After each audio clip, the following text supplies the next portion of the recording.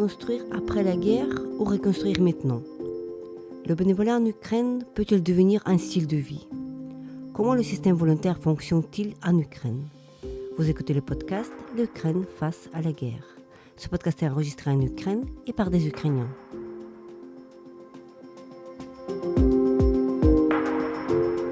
Dans ce podcast, nous racontons comment l'Ukraine continue à vivre et à résister face à l'agression russe.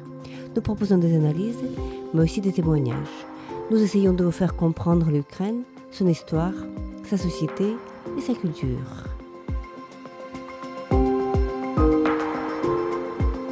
Je m'appelle Tetiana Ogarkova, je suis universitaire et journaliste responsable du département international à l'Ukraine Crisis Media Center, une ONG dont la mission est d'informer le public étranger sur l'Ukraine.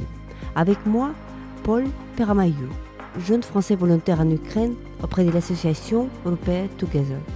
Paul participe à des missions de déblayage de gravats issus de frappes militaires de la Russie dans la région de Tchernigiv. Il s'intéresse aussi à la culture ukrainienne.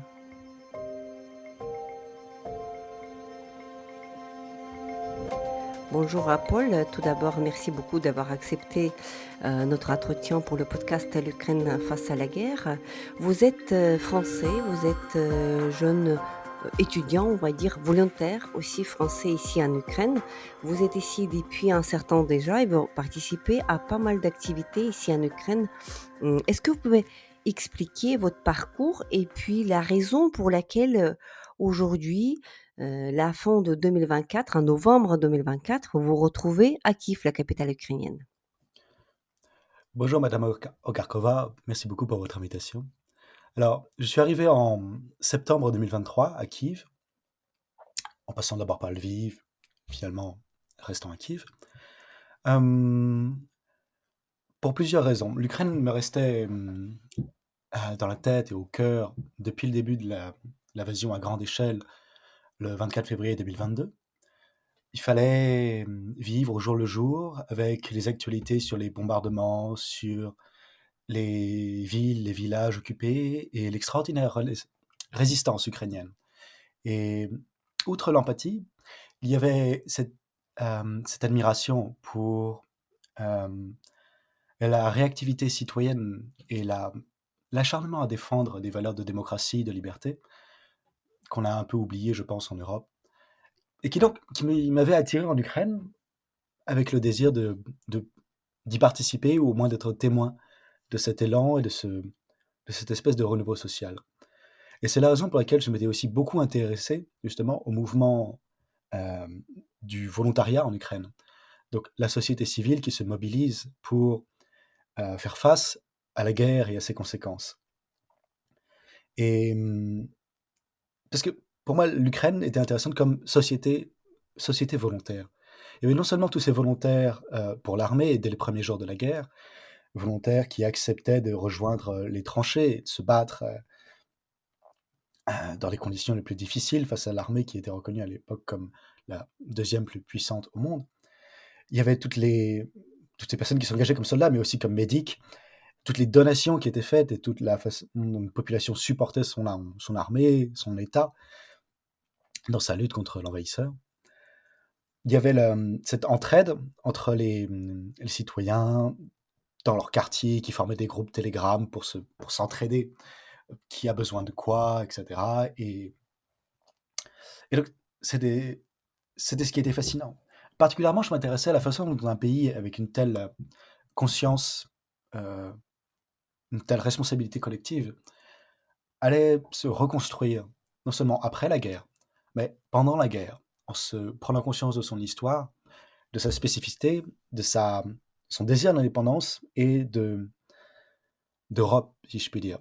D'Europe, de démocratie, de modernité, avec pour contre-modèle la Russie, sa tyrannie, son despotisme et son fascisme à proprement parler.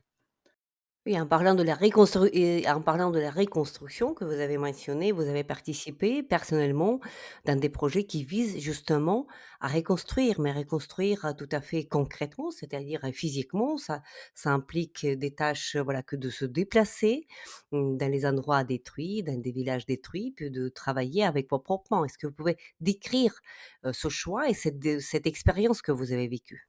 Bien sûr. Donc, Je suis venu en Ukraine parce que je pensais pouvoir être utile. Donc je faisais des recherches sur cette reconstruction en cours et la façon dont elle était menée par des volontaires, je suis tombé sur cette organisation qui s'appelle Repair Together, Réparer ensemble, qui est donc une organisation de jeunes Ukrainiens qui a été fondée dès le printemps 2022 pour reconstruire des villages dans la région de Tcherniv, au sud-est de Tcherniv, donc Tcherniv au nord de l'Ukraine, Tcherniv qui a été encerclé par les troupes russes, et les villages autour ont été occupés et puis ensuite largement détruits dans les combats qui ont suivi entre l'armée ukrainienne et l'armée russe. Et donc il fallait aller aider ces populations civiles qui n'avaient pas moyen de s'en sortir toutes seules. Et l'État avait évidemment autre chose à faire que s'occuper immédiatement de la reconstruction. Donc ce sont des bénévoles de Kiev, pour le coup, qui se sont mobilisés.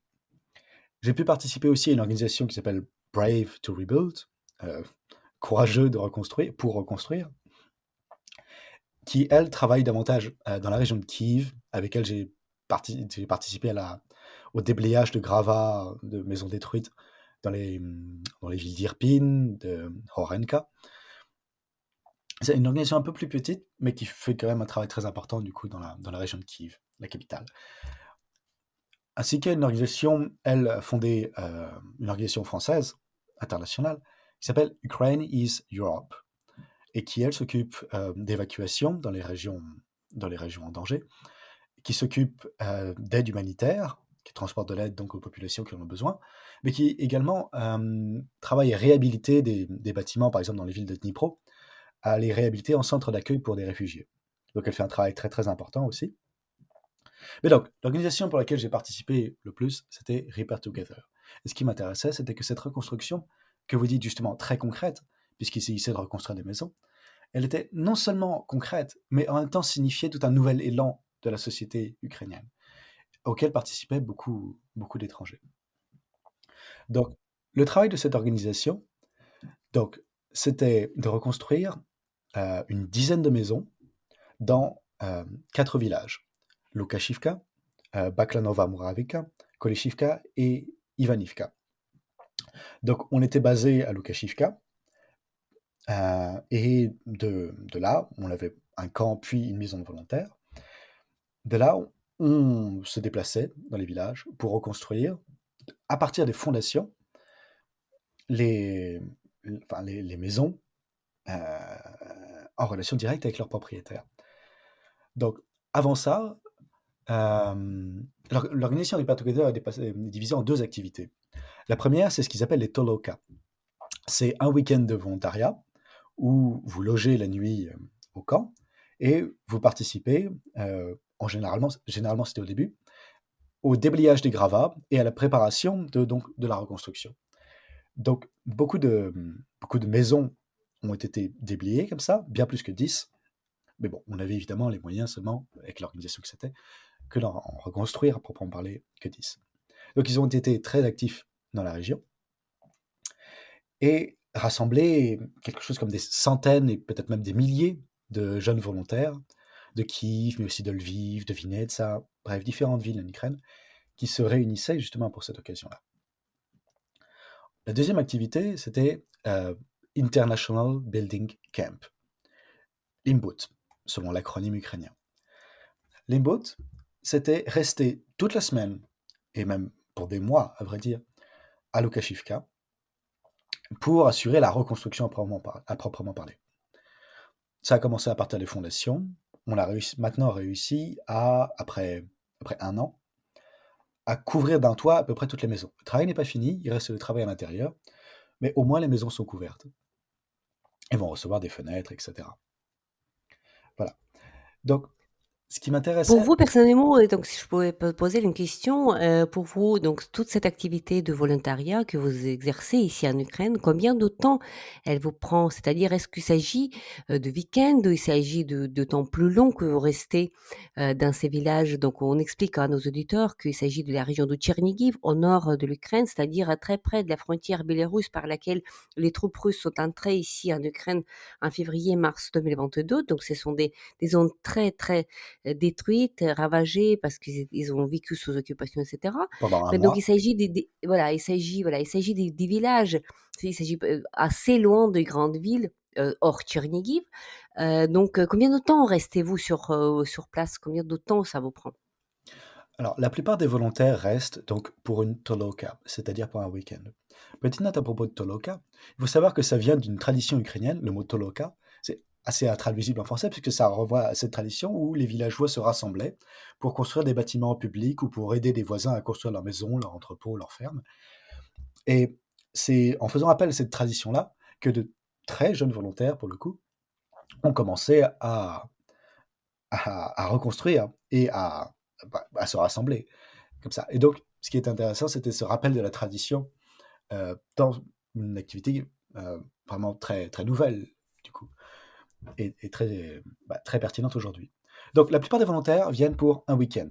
Ça rassemble à peu près une cinquantaine de personnes, et c'est généralement un travail soit de déblayage des gravats, soit de participation à des tâches diverses de reconstruction des maisons.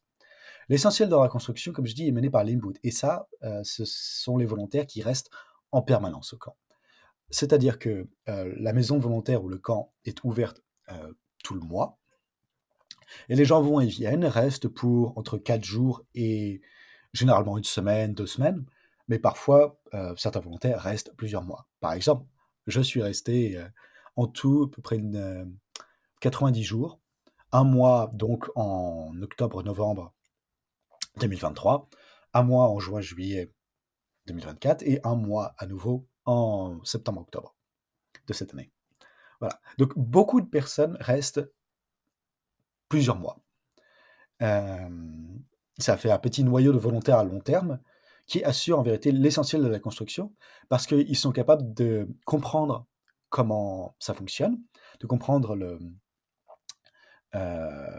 procès de la construction des maisons, les différentes étapes et les tâches techniques, le maniement des outils, la connaissance des matériaux, la connaissance donc de comment une maison est construite, et qui permettent ensuite de guider d'autres volontaires en étant des chefs d'équipe, etc. Voilà. Donc, c'est des temps de volontariat qui divergent. Voilà. Et Et l'organisation qui était. divergent qui divergent de vos occupations et de vos activités habituelles, puisque d'après ce qu'on sait de vous, vous êtes étudiant plutôt en lettres, c'est-à-dire vous n'êtes pas du tout, professionnel dans la construction, dans le bâtiment, tout aussi bien que les autres jeunes qui participent à cet holoca que vous avez très bien décrit. Ce sont des jeunes, sans aucune formation, n'est-ce pas, dans le bâtiment? C'est-à-dire que c'est une activité tout à fait nouvelle pour tout le monde. Absolument. C'est-à-dire que les professions de beaucoup de personnes sont, par exemple, de travailler dans, hem, par exemple, l'IT, management, ce sont des étudiants en marketing. Bref, ils ont un certain nombre de bonnes positions, de bonnes études et ils décident de prendre de leur temps qui leur pourrait être nécessaire pour, construire leur carrière, pour s'amuser d'une toute autre façon, pour venir aider ces populations très pauvres pour le coup dans les villages. Et donc vous avez un vrai contraste entre les populations, nous les volontaires, et puis en nous-mêmes, cette, vie qu'on a là-bas en construisant des maisons et notre vie d'avant. Entre les étudiants, ceux qui travaillent déjà, ceux qui travaillent dans la tech, ceux qui travaillent n'importe où. Évidemment, personne n'était préparé à travailler dans la construction. Et c'était vraiment admirable de voir la façon dont beaucoup de personnes étaient capables finalement de prendre part à ces activités et avaient le courage en fait de manier par exemple une scie électrique, une scie rotative qui est pas tout à fait ou de monter sur un toit ou de faire du ciment, qui sont pas tout à fait les activités les plus faciles ni heu, les plus calmes, les plus reposantes. Voilà, donc c'était vraiment impressionnant. Mais évidemment, il faut dire que rien de tout ça n'aurait été possible si on n'avait pas avec nous certaines personnes qui, elles, connaissaient vraiment leur travail. Donc, c'est-à-dire qu'on avait la chance avec l'Inboot et donc avec le camp de construction international, d'avoir un maître charpentier venu d'Irlande qui était capable, qui est venu donc, lui aussi, il aurait pu continuer sa brillante carrière en Irlande, ou gagner quelque chose comme 300 € par jour parfois. pour venir travailler quasiment gratuitement, dans un village un peu perdu, dans la région de Tchernihiv en Ukraine et d'organiser cette communauté autour de lui, d'organiser ce travail, heu, très, très épuisant pour le coup, d'organiser les équipes, d'apprendre aux personnes, comment faire et d'avoir cette patience, cette habileté, cette capacité humaine aussi à créer une communauté magique. C'est-à-dire que tout le monde voulait, revenir après avoir quitté, tout le monde voulait que ça reprenne, tout le monde voulait rester. Beaucoup de personnes étaient venues pour 4 jours, sont restées pour plusieurs mois, par exemple. Par exemple, j'étais venu pour une semaine au départ. Voilà, donc grâce à lui, donc Owen, notre, maître charpentier, notre construction master, maître de construction irlandais, on a pu, Ribert Together a pu reconstruire toutes ces maisons. Et donc ça dépendait vraiment des personnes qui venaient de loin, qui venaient d'occupations complètement différentes, soit qu'elles étaient ukrainiennes, soit qu'elles étaient comme Owen, comme moi, des étrangers. Ça dépendait vraiment des personnes très spéciales qui arrivaient et qui étaient capables du coup de s'adapter et d'être efficaces. Oui. Oui, être efficace et puis comment pouvez-vous décrire, vos relations? Vous avez mentionné que voilà, d'un côté vous avez voilà tous ces jeunes, venant de secteurs très différents, IT, management, vous l'être, après voilà, donc toute cette jeunesse, bien cultivée, bien éduquée, n'est-ce pas? Souvent étrangère, souvent les jeunes qui sont venus de l'étranger. Et de l'autre côté, vous avez les populations de villages de la région de Tchernigiv qui est, on peut imaginer facilement, qui est plutôt âgée, voilà et plutôt pauvre, c'est-à-dire que, comme vous avez mentionné, des gens très simples. Comment est-ce que cette communication vous avez mentionné que la reconstruction était un contact très direct avec les propriétaires de des ruines au départ et les propriétaires de maisons après. Comment pouvez-vous décrire cette communication et cette relation, ce rapport humain entre les 2 parties? Alors, ce qui était vraiment très intéressant aussi, en parlant de reconstruction, c'est la façon dont on pouvait voir, grâce à cette organisation, en réalité, un pays se reconstruire. Parce que quand vous vivez à Kiev et quand vous passez ensuite à la campagne, vous observez des différences extraordinaires, des différences de niveau de vie, des différences d'environnement et des différences de mentalité et d'âge aussi, vraiment frappantes. Et donc, ce qui était intéressant, c'est de voir tous ces jeunes arriver comme des extraterrestres, en fait, dans ces villages, voilà, d'une pauvreté telle qu'on la connaît pas en France, qui était pour moi très surprenant à voir. Et donc comment des liens se recréent entre donc différentes générations, différents espaces, ville-campagne, à travers justement, ce travail de bénévolat que les jeunes de Kiev venaient apporter, par lesquels ces jeunes-là venaient aider ces villageois qui en avaient besoin, sans moyens et sans possibilité de reconstruire leur maison. Ceux qui étaient trop vieux pour eux le faire eux-mêmes, ceux qui savaient, souvent c'était les 2 évidemment, pas les moyens financiers de reconstruire leur maison. Donc, au départ, il y avait vraiment une scission entre les 2 groupes, entre les villageois et les jeunes d'autre part. Il y a même à Lukashivka, une dame qui a appelé le conseil municipal pour dire: «Qu'est-ce que c'est que tous ces délinquants qui arrivent? On n'a pas besoin d'eux». Voilà, donc pour vous dire, donc pour dire à quel point c'était étrange pour eux. C'est vraiment des manières de se comporter, de s'habiller, de la musique aussi que ces jeunes écoutaient, qui étaient complètement différents pour eux et je parle des jeunes ukrainiens. Quand vous voyez quand vous marchez, comme moi avec mon ami américain dans les rues de Lukashivka, et que vous passez à travers le regard de ces personnes âgées qui ont entendu à la radio des histoires comme, la propagande de l'URSS, par exemple durant la guerre d'Afghanistan, où les Américains étaient les ennemis, étaient d'affreuses personnes et cetera et que vous voyez ils voient tout d'un coup des Américains arriver pour les aider. Ah mais ça change complètement leur perspective sur le monde, ça les réouvre.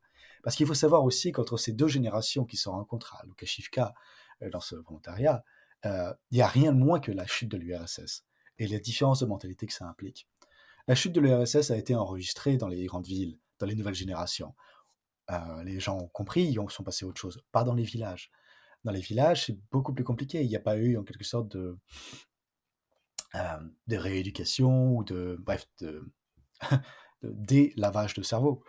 Donc, le fait qu'il y ait toutes ces conversations-là qui se sont créées entre 2 générations, entre 2 milieux sociaux, entre plusieurs pays. C'était vraiment très précieux pour nous. Et alors, par exemple, à Limbourg, on avait des contacts au jour le jour, quotidien, avec les villageois, qui étaient nos voisins, donc, et pour lesquels on reconstruisait des maisons.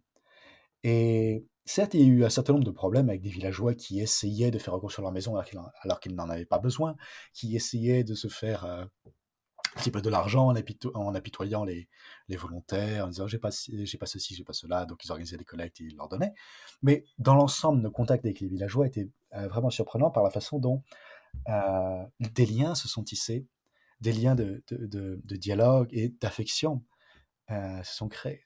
C'est-à-dire qu'on les invitait à notre maison de volontaires pour avoir des pizza parties. Ils nous invitaient chez eux pour manger, pour le thé, etc. Souvent, dans la journée, quand on travaillait à leur maison, c'est chez eux qu'on mangeait, ils nous préparaient à manger. Et, et c'était souvent délicieux. Et bref, donc des liens d'amitié se sont créés à travers des personnes qui n'avaient rien à voir ensemble.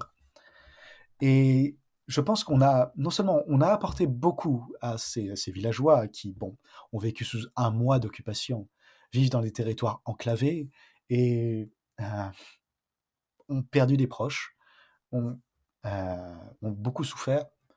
Et on arrivait avec une bonne humeur, une envie d'aider et une volonté de partager qui, je pense, les a beaucoup aidés. Et je pense aussi que ça nous a beaucoup aidé nous-mêmes. C'était une expérience humaine assez extraordinaire de découvrir qu'on pouvait avoir des contacts comme ça et créer du lien social à partir de ces initiatives citoyennes. Oui, tout à fait. Donc créer ces ponts entre les 2 mondes très, très différents, ville-village, après l'âge, après, voilà, culture différente. Vous dites, voilà, que cette propagande soviétique qui était encore dans les villages, il faut aussi comprendre pour nos auditeurs qu'il s'agit du nord de l'Ukraine, que les villages en Ukraine, si on prend l'histoire du village ukrainien, c'est assez complexe, c'est assez compliqué, parce que justement, cette identité ukrainienne, elle est quand même très ancrée dans les villages, mais par plusieurs vagues meurtrières. Donc la vague la plus connue, c'est Holodomor des années 30. Donc les habitants de villages ont été physiquement éliminés. Donc il s'agit des millions de gens qui ont été tués par la famine, par la faim, hein, dans les années 30. Et donc voilà, c'est parce que les villages justement étaient les endroits de résistance en fait contre cette propagande soviétique. C'est une histoire très tragique. Après, voilà, les gens qui habitent dans les villages, surtout au nord, c'est-à-dire à la proximité des frontières biélorusses et russes, donc c'est un peu compliqué. C'est tout à fait précieux ce que vous décrivez comme cette expérience d'échange et de dialogue. J'attire l'attention de nos auditeurs sur vos publications parce que vous avez fait publier dans la revue qui s'intitule La règle de jeu, votre article qui s'intitule Toloka, justement, qui décrit cette expérience, voilà, ces quelques jours de Toloka, de commencer, qu'est-ce qu'on raconte, rencontre voilà, dans ces activités-là, qu'est-ce qu'on peut voir. Il y avait même le théâtre, n'est-ce pas? Est-ce que vous pouvez nous raconter sur il y avait même le théâtre hein, pour cette jeunesse après les travaux, n'est-ce pas? Alors, oui, ce qui était très intéressant avec cette organisation pour moi aussi, c'était qu'elle mêlait des activités donc très pratiques et très utiles, la reconstruction, à des activités culturelles. Et c'est-à-dire que c'était donc bon, on a un week-end de travail et c'est donc le samedi soir que, par exemple, dans la Toloka que je décris dans mon article, on nous a emmenés vers un endroit qu'ils appelaient le theater, le théâtre, si je traduis littéralement, mais bon, qui était donc une salle de spectacle improvisée dans un entrepôt de patates dans le village. Et là, il y avait donc un concert d'organisé auquel participaient, auquel donc assistaient les volontaires, d'un groupe de musique qui devient de plus en plus fameux en Ukraine, qui s'appelait Dar Trio. Et c'était un groupe qui, exactement de la même façon que cette organisation, que Toloka, mêlait quelque chose de traditionnel, une fouille dans la tradition ukrainienne du chant, et en même temps de la poésie, par exemple de l'avant-garde ukrainienne, l'avant-garde, la Renaissance fusillée du début du XXe siècle. C'est tous les poètes qui ont été ukrainiens, qui ont été fusillés ou mis de côté ou menacés par l'URSS parce qu'ils écrivaient en ukrainien et défendaient une indépendance de leur pays. Donc, ils présentaient donc une espèce euh, de, de mise en musique de ces poèmes-là, en s'inspirant de la tradition, mais avec des instruments tels que un clavier électronique, une contrebasse, un gong, bref, ça ressemblait un peu à du free jazz ou à de la musique contemporaine de temps en temps. Et c'est donc c'était vraiment impressionnant et pour moi, ça donnait une vraie idée de ce que cette organisation était et aussi de cette, tonalité qui était dans l'air, en Ukraine parmi cette génération-là, d'innovation à partir d'une recherche de ce qu'il y avait dans le passé, bref, d'une redécouverte de tout ce que l'URSS, la Russie, la colonisation russe de l'Ukraine avait tenté d'effacer, de supprimer. Et donc c'était vraiment très, très inspirant. Et donc, vous avez toute la c'était très important pour moi qu'il y ait cette dimension culturelle parce que la, l'aspect culturel, la culture, sortait un petit peu de sa sphère séparée de de ministre de la culture, de domaine de la culture, et cetera, pour donner vraiment, pour dire vraiment qu'elle était un facteur de cohésion sociale, qu'elle était la société même dans son âme, qui s'exprime et qui en même temps qui donne motivation pour faire les choses et pour comprendre aussi ce qu'on fait. Parce qu'il s'inspirait des traditions précisément des villages, traditions de chants créées dans les villages, telles que nous-mêmes, on les rencontrait euh, dans les villages où on reconstruisait les maisons. Donc c'était vraiment très, très important. Et donc cette organisation-là a à cœur, Ripper Together, de, de créer une unité sociale aussi au sein même des volontaires de cette nouvelle génération qui s'est réunie pour ça. Parce qu'il faut savoir qu'il y a eu le Covid avant, donc les confinements, les mesures de distanciation sociale. Et juste après, il y a eu la guerre pour les Ukrainiens. Et donc, à nouveau, de l'isolement, à nouveau de la dépression.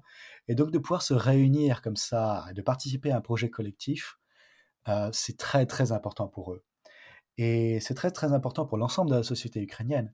Parce qu'encore une fois, ce sont des jeunes qui ont des professions, des positions de première importance dans le développement social et économique du pays. Et de créer cette impression d'unité sociale, c'est important pour eux parce que beaucoup pensaient, avant l'invasion à grande échelle de 2022, pensaient quitter le pays pour faire carrière à l'étranger, où ça payait mieux, où il y avait plus d'opportunités. Mais j'ai rencontré beaucoup de bénévoles, précisément là-bas, qui me disaient, non, maintenant, je sais que, en quelque sorte, mon destin, c'est ici, mon pays, c'est ici, et donc je vais rester dans ce pays et l'aider à se développer. Et cette culture du volontariat, c'est ce qui a permis donc de changer le point de vue de beaucoup sur beaucoup de ces personnes-là, sur l'Ukraine et sur leur propre vision de leur destinée et de leur participation à une destinée collective, à la démocratie ukrainienne comme une démocratie active où ce sont les personnes qui décident de l'avenir de toute une nation. Et c'était ce qui me tenait à cœur de voir. Oui, et vous êtes particulièrement intéressé par la culture, voilà, donc vous êtes étudiant en lettres, vous vous intéressez à cette culture ukrainienne. Voilà, vous avez mentionné le fait que oui, en effet, il y a avec la guerre, c'est un paradoxe, mais c'est comme ça qu'il y a cette intensification de la vie culturelle, qu'il s'agit de lecture poétique, qu'il s'agit de spectacle, qu'il s'agit de chant, qu'il s'agit de théâtre. Donc il y a tout ça. Donc il y a la grande soif en fait de la société ukrainienne pour la culture. On peut le constater assez facilement à tous les niveaux. Donc récemment, le week-end dernier, il y avait ce festival à Lviv.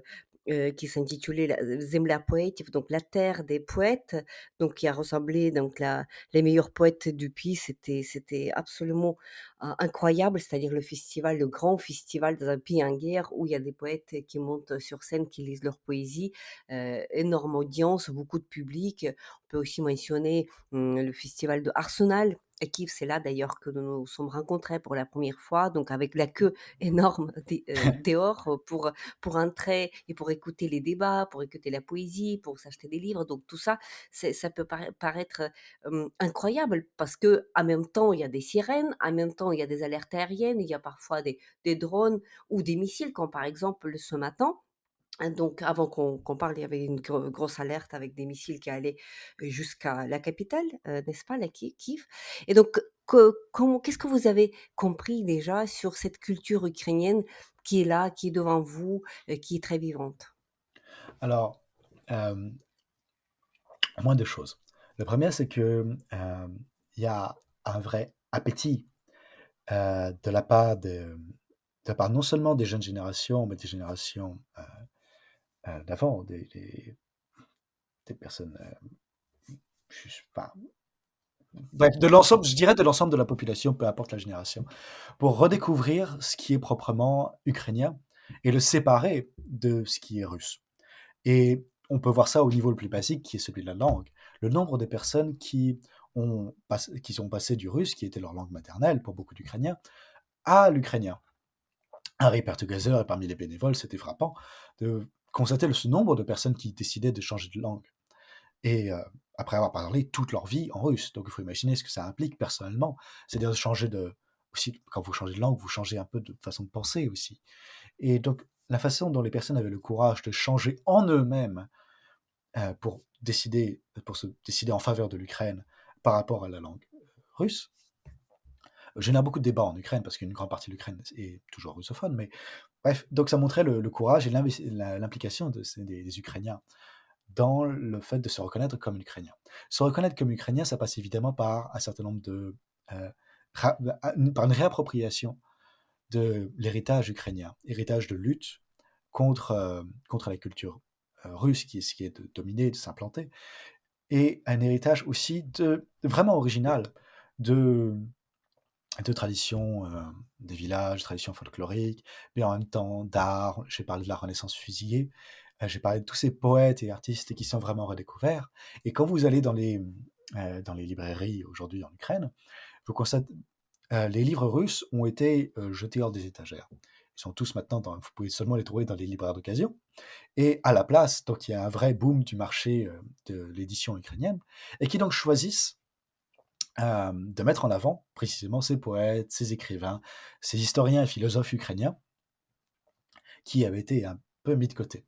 Et en même temps décident un certain nombre de traductions d'auteurs étrangers, occidentaux, ou peu importe, et créent donc une espèce de nouvelle culture ukrainienne, qui est non seulement une remémoration et un réinvestissement de tout ce qui est ukrainien, mais en même temps une ouverture sur l'Europe, sur l'Occident, sur euh, toutes les modernités et les différents courants de pensée qui se sont développés dans le monde, bien en dehors de la chape de plomb de l'URSS. Et donc, il y a une vraie demande pour ça. Les librairies, vous constatez qu'il y a plein de gens dedans, et que parmi les livres qui sont les plus vendus, il y a beaucoup d'ouvrages, par exemple, de poésie, beaucoup d'ouvrages de réflexion sur l'histoire ukrainienne, euh, beaucoup de littérature, et vous ne trouvez pas ça dans les librairies en France euh, où voilà, c'est pas forcément la poésie ni les littératures qui sont les best-sellers. En Ukraine, c'est le cas. Et ça veut dire beaucoup sur la façon dont les gens essaient d'in- de, euh, de sentir ce qui se passe de l'intérieur, d'avoir des liens affectifs avec l'histoire de leur pays, et en même temps de se l'approprier pour une créativité nouvelle aussi. Parce qu'il y a aussi un boom de la créativité artistique, poétique, à tous les niveaux, que ce soit littéraire, que ce soit le cinéma, que ce soit le design, euh, que ce soit la création de contenu sur les réseaux sociaux. C'est quelque chose qui explose en Ukraine parce que les gens ont des choses à dire et ont besoin de trouver les formes pour ça. L'intensité de ce qu'ils vivent a besoin de formes pour s'exprimer, et elle trouve un public. Et c'est vraiment impressionnant à voir. Et aussi, deuxième chose que je voulais dire, c'est que la culture a vraiment un sens là-bas, parce qu'il ne s'agit pas d'un petit milieu fermé sur lui-même, mais d'une véritable responsabilité civique aussi, dans la mesure où c'est une culture qui est au cœur de la société et vise à la transformer. Vise à transformer de l'intérieur les habitudes de pensée, les mentalités héritées de l'URSS et d'avant ça, des modes de pensée un peu vieillots. Et Et à propos de cette histoire de culture comme facteur de transformation sociale, je voulais parler aussi quelque chose relatif au volontariat. C'est que le volontariat crée une culture, un mode de vie. Par exemple, une des fondatrices de Repair Together, Daria Kosiakova, déclarait dans le média ukrainien Hromadske, si je prononce correctement, qu'il voulait faire du volontariat un mode de vie, un style de vie. Et la culture comme création de style de vie, c'est ce qui précisément m'intéressait, moi, beaucoup. Par exemple, quand j'étudiais les avant-gardes. Donc on a une véritable avant-garde ukrainienne qui est en même temps une avant-garde sociale, donc d'implication dans les problématiques sociales, et notamment sur la question du féminisme, qui est un petit peu en retard en Ukraine. Or, précisément, le bénévolat, dans, les, dans le bénévolat en Ukraine, parmi ces jeunes générations, parmi ces organisations de volontaires, la place des femmes est vraiment prépondérante. Parce que parce que beaucoup d'hommes sont à la guerre, mais non seulement ça, parce qu'elles prennent vraiment l'initiative, de participer d'égal à égal avec les hommes et dans les tâches qui sont normalement réservées aux hommes, dans la tradition, à savoir la construction. Vous ne trouvez pas de travailleurs dans la construction en Ukraine, mais je pense en général à l'étranger, vous en trouvez très peu, qui sont les femmes. Or, ces organisations-là ont décidé de mettre en avant le rôle des femmes. Je pense à Brave to Rebuild, à Bourg, une autre organisation de bénévoles ukrainiens, qui tenaient vraiment comme l'un de leurs premiers principes à mettre les femmes vraiment dans les postes de responsabilité, en tout cas absolument d'égal à égal avec les hommes, même dans les tâches physiques. Et ça, c'était une évolution pour la société. Dans les villages dans lesquels on reconstruit, il y a eu un certain nombre de problèmes parfois avec des gens qui, dans les villages, qui comprenaient pas pourquoi des femmes étaient en train de construire, de poser des briques, de faire du ciment, de porter des poutres, et cetera. Donc pour eux, c'était vraiment, ils ne comprenaient pas. Pose ça, t'es trop faible, fais pas ça, retourne à la cuisine, que sais-je. Voilà. Donc Repair Together a eu cette initiative de créer The Lady House, qui était donc une maison à Lokeshivka qui serait reconstruite exclusivement par des volontaires femmes. Voilà, donc un certain nombre d'initiatives comme ça ont été mises en place et à Repair Together, de manière générale, heu, la plupart des fondateurs sont des fondatrices et au sein même de l'Inboot, par exemple, les chefs d'équipe étaient aussi bien des femmes que des hommes. Les volontaires, il y avait, heu, je dirais plus de femmes que d'hommes, c'est-à-dire que la plupart des hommes étaient en fait des étrangers, la plupart des femmes étaient des Ukrainiennes. Et enfin là, c'est ça, et il y avait un certain équilibre. Voilà. Donc c'était aussi très impressionnant à voir et à faire comprendre aux villageois aussi et aux quelques travailleurs qui occasionnellement professionnels de la construction qui occasionnellement travaillaient avec nous, de voir comment ils réagissaient, face à ça. Parfois mal, donc parfois il y a eu des problèmes, mais dans l'ensemble, ces organisations-là prouvent que les femmes sont parfaitement capables de prendre, heu part à la reconstruction de l'Ukraine, une part active et une part active au niveau de la décision aussi bien que de l'exécution des tâches, même physiques. Donc ça fait Oui, tout vraiment à fait. partie. Donc ça oui, ça fait, ça se produit pendant plusieurs guerres, pendant presque toutes les guerres que les femmes, voilà, obtiennent plus de responsabilités. Ça se produit aussi en France ou ailleurs en Europe, pendant la Première Guerre mondiale, Deuxième Guerre mondiale, quand tant que les hommes sont au front, majoritairement, bah, les femmes commencent à travailler. Donc ça sert toujours comme un moyen d'émancipation, dans les années après-guerre, même s'il y a toujours la volonté de faire retourner les femmes dans les cuisines, ce qui marche pas toujours, heureusement. Et donc, vous avez bien remarqué que, effectivement, dans la société ukrainienne, d'ailleurs, il y a beaucoup de femmes dans l'armée ukrainienne. Il y a 50, on s'élève le chiffre officiel, c'est 50 000 femmes dans l'armée, y compris dans les professions de combat, c'est-à-dire vraiment sur la ligne zéro. Et voilà, après, d'autres professions aussi dans l'armée, mais bien sûr, dans le volontariat, dans le bénévolat, étant donné que la mobilisation commence à s'intensifier, donc depuis 2022, mais aujourd'hui encore, il y a de nouvelles et de nouvelles vagues de mobilisation. Il est vrai que on rencontre les femmes partout dans tous les secteurs, même les plus inhabituels. On retrouve les femmes chez les chauffeurs de camions, donc il y a des cours même gratuits pour des femmes qui veulent faire ça parce que tout simplement les hommes sont mobilisés. Il faudrait qu'il y ait des femmes un peu partout là où justement, traditionnellement on trouvait, des hommes.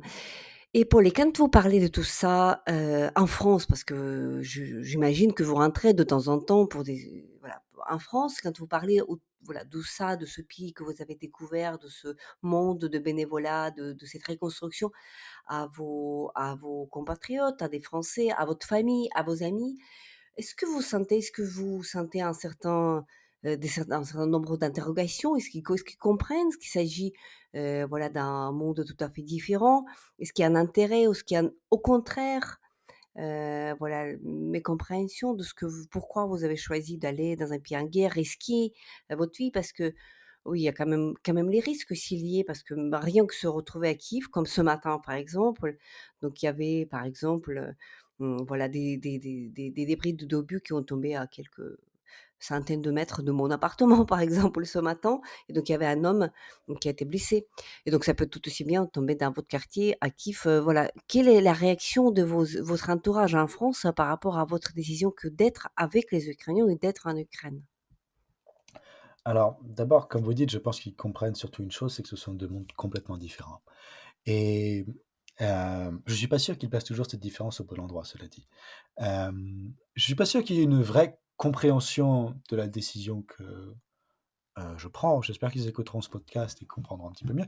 Mais bref, je pense que ce sont vraiment 2 mondes différents parce qu'en Occident, en France, et parmi les personnes, que je côtoie au quotidien, il y a beaucoup de soucis à propos du désinvestissement social, de l'abstention, par exemple, de, la façon dont il y a une atomisation sociale, une privatisation sociale, une, une méfiance, oui, une tonalité de colère, et d'égoïsme qui vraiment domine, je pense, dans nos sociétés vieillissantes, en fait, et à lesquelles je voudrais vraiment opposer la société ukrainienne dans sa jeunesse et sa détermination. Ce pays tout jeune qui décide vraiment de se prendre en main, par rapport à nous qui sommes des pays très vieux, qui se laissent aller.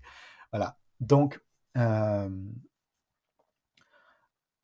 pense que les personnes avec qui je parle, en France, comprennent, l hem, l'importance de ce travail de volontariat et cetera. Ils font évidemment, ça les angoisse un petit peu, pour les risques que c'est et cetera.